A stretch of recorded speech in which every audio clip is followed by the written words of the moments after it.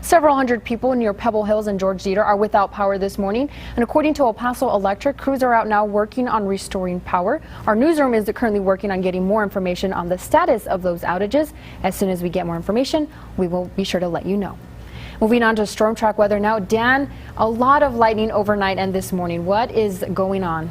Well, there's plenty of activity, unfortunately, on radar right now. Things have finally cleared out, though we do need the rain in the borderland still.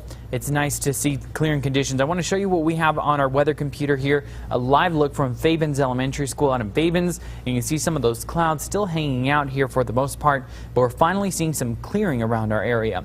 Here's Doppler radar the last 6 hours showing some of that activity that moved through El Paso County. I want to show you the latest right now, and you finally can see just Waco Tanks right now is affected with the rain. And I want to move over now and show you the activity all over portions of New Mexico right now. You see just the latest lightning strike coming up there on your screen.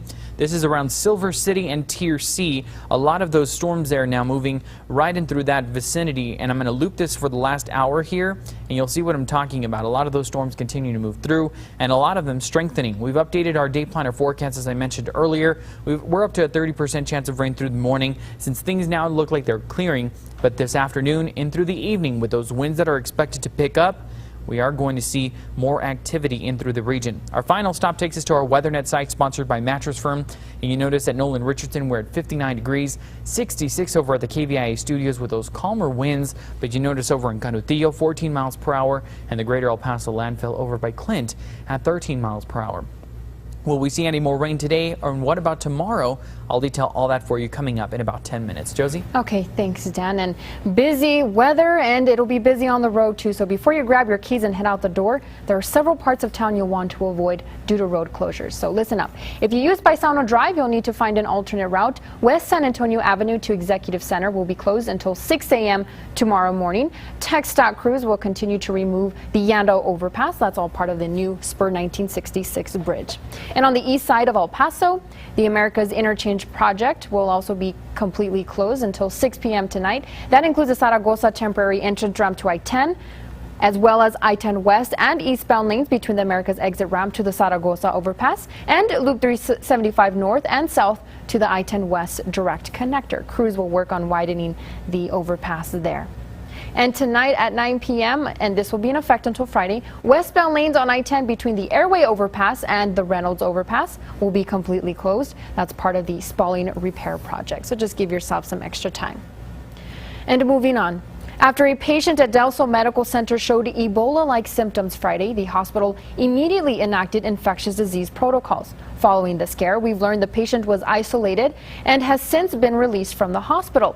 Now, this is a statement sent to us from Del Sol's CEO Jacob Cintron Saturday afternoon. The patient at Del Sol Medical Center was kept overnight for observation and has not exhibited any symptoms since being in the hospital.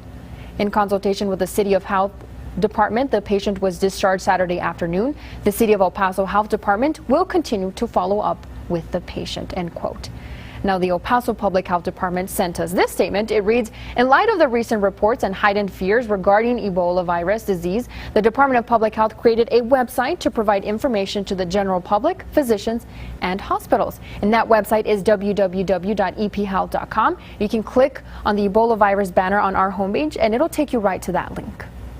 In light of the Ebola scare in Texas, Governor Susana Martinez is not taking any chances. Governor Martinez directed the New Mexico Department of Health to coordinate the state's Ebola preparedness plan. Martinez says, quote, the risk of New Mexicans contracting Ebola is very, very low, but I want to assure everyone that we are taking the necessary steps to prepare for the unlikely event of cases in New Mexico, end quote. A woman who became ill Saturday at a mass transit station in Dallas is not on Ebola watch list. That's according to the Dallas area rapid transit spokesman. The woman lives at the same apartment complex where Thomas Eric Duncan began showing symptoms of Ebola. Duncan is the first person to be diagnosed with Ebola in the United States. He later died. A Dallas County judge says the woman is not known to have Ebola. She's just sick. I know she's not a disease contact that we're monitoring, and the CEO of DART tells me that she is the 6th person that was thrown up on a DART at a DART facility today, and that is just part of public transportation that I was unaware of, but that does happen.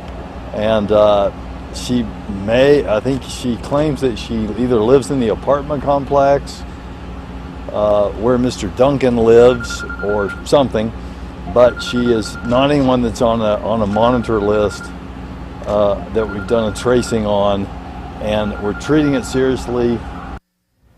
And the train used by the woman will be cleaned.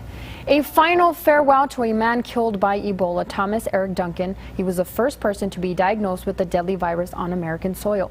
He died last week, and Duncan's family doesn't want him to be remembered as Patient Zero, the person who brought Ebola to America. Instead, yesterday, they said goodbye to the man wanting to one day live in America. Jenna Barnes reports. Wiping tears from their eyes, the family and friends of Thomas Eric Duncan said goodbye to him Saturday. His mother and sister grieving after losing him to the Ebola virus on October 8th. Everybody loved Eric. Duncan's nephew says they were more like brothers, raised by the same person. And by all accounts at this memorial, Duncan was a caring father of 4 with dreams of coming to America. He was such a compassionate young man, respectful young man. That's why his family says they aren't surprised by reports that Duncan tried to help save a sick pregnant woman in Liberia who later died of Ebola. I would like him to be remembered as, that kind of person, as compared to the person that brought, this disease to America, because he didn't know he was sick. Week says even after Duncan arrived in Dallas and started showing symptoms, he didn't think it was Ebola. I was the one here in North Carolina thinking that he might want to get checked. When Duncan did get checked, he was discharged from the hospital for days before coming back and being tested for the virus. Hospital administrators have admitted they made mistakes with his care.